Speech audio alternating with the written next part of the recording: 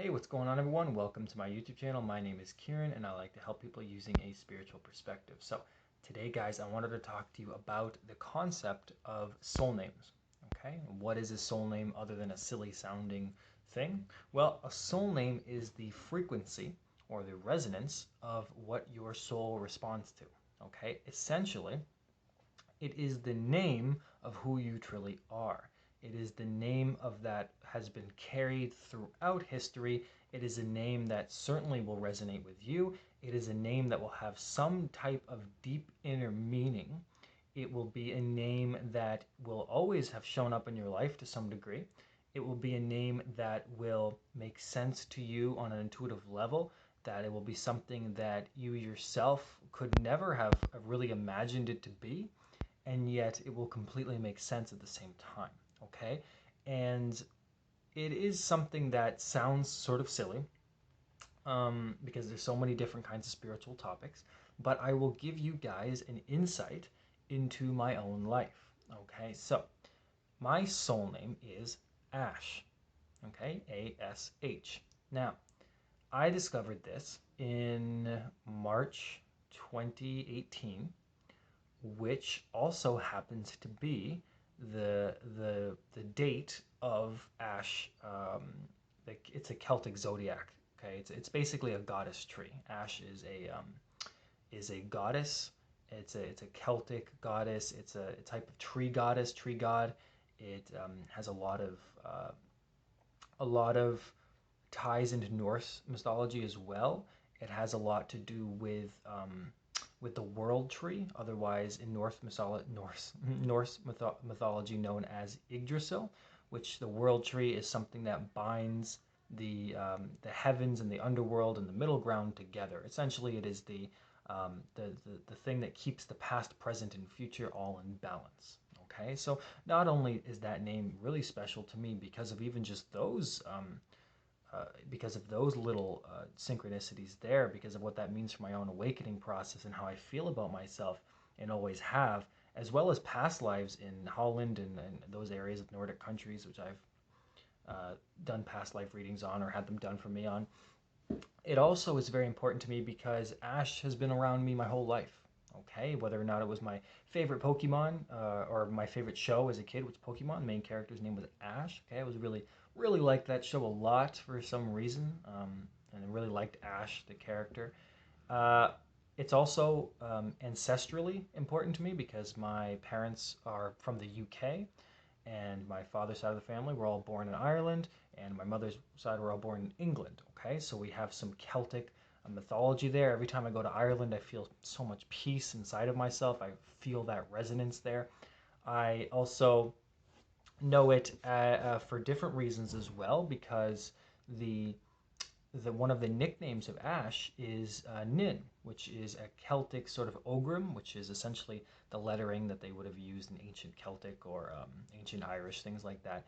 And it is spelled Nuin, which means peace or heaven. And it's pronounced Nin. And my name is Kieran, right? My human name. And what's funny about that is that my whole life, people have always been mispronouncing my name, Kieran, and saying Kiernan, adding an extra N in there for no reason. It used to annoy me to no end. And my best friend in high school would nickname me Nin, right? Just out of nowhere. And this was way before my own awakening process, way before 2018. So those are just some synchronicities of my name and how it's always been around me my whole life. I can also think of Ash as this beautiful energy of recycling, of rebirth, of a phoenix, constantly rebirthing, reimagining itself, constantly dying and coming back to life. And that's what a spiritual awakening is. It is this rebirth of self. And that's what it's felt like my whole life. I've had many tower moments, many rock bottom moments, many transformations, many cycles, and they still continue to this day. And I'm still growing and learning, and it constantly feels like I'm burning to ash and then being reborn, burning to ash, being reborn. And it's something that I intuitively can feel all the time. Okay, so that's just some insight into my life. But the soul name is essentially something to help you understand who you really are, because what happens is that we get very confused and we start to believe that all the power that that could exist in this world, in this universe, is outside of us. Okay, so we start praying to things like the universe and spirit and God and all of these other entities and things that we all like. And I've never been a fan of the word God, and I've never liked the word God. I've never liked the idea of God, a religion at all. And so I prefer using things like spirit and universe and possibly source. But I still think that there's a problem with that, because what happens is that when you pray to spirit, when you say, "Dear spirit, please let this happen, please this, please that," or universe or whatever, all the power and the energy starts shifting outside. You start waiting and looking for something to come into you rather than looking within yourself and making that come out. Okay, so that's the problem, I think. And so when you focus on a soul name, what it does for you is that it should, anyway, if you don't lose focus, is that it allows you to have something to trust in. It allows you to come back to self, to come back to your understanding of who you really are, and to help understand your process of what you're going through. It'll be a powerful name, something you can call upon for help and assistance, because it's your higher self. It is the being of where you're from, especially if you resonate with things like star seeds, Palladian, Syrian, things like that, Andromedan, a whole bunch of them. And so if you resonate with past lives, you resonate with being a star seed, with your soul coming from a different dimension, well, then your soul's name is where that comes from. That's who your soul is. They've incarnated in this body, and the name has been carried with them. Okay, so it could go into as much esoterics as you want, different realms, different dimensions, all things that I can't logically prove to you. It's just an inner knowing type of thing. But what it will do, again, is allows you to put the power back into yourself. Not stop praying to the outside, stop praying or wishing upon the universe, the stars, the gods. No, you have your own soul, you have your own higher self. You are here. This is your experience. You are living through the universe. You're living through yourself. This is your soul's experience. Now, you may have gotten lost in this experience. We all do. But coming back to your awareness will help you understand who you really are on a deep intuitive level, and that name will begin to free you.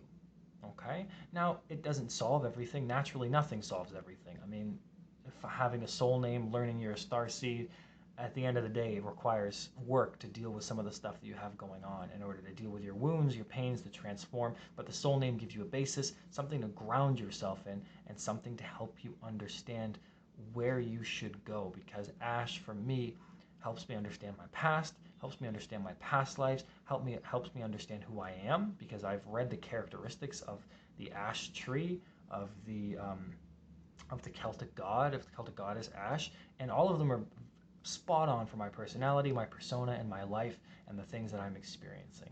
And there's dozens and dozens of other synchronicities that I don't need to say here, but the ones that I have mentioned are just some of the things that you may notice when you start discovering your soul name. So, that being said, I have linked a soul name meditation, the same one that I used. I think it's the same one that I used, that I will put in the description box, or maybe the comments, either one.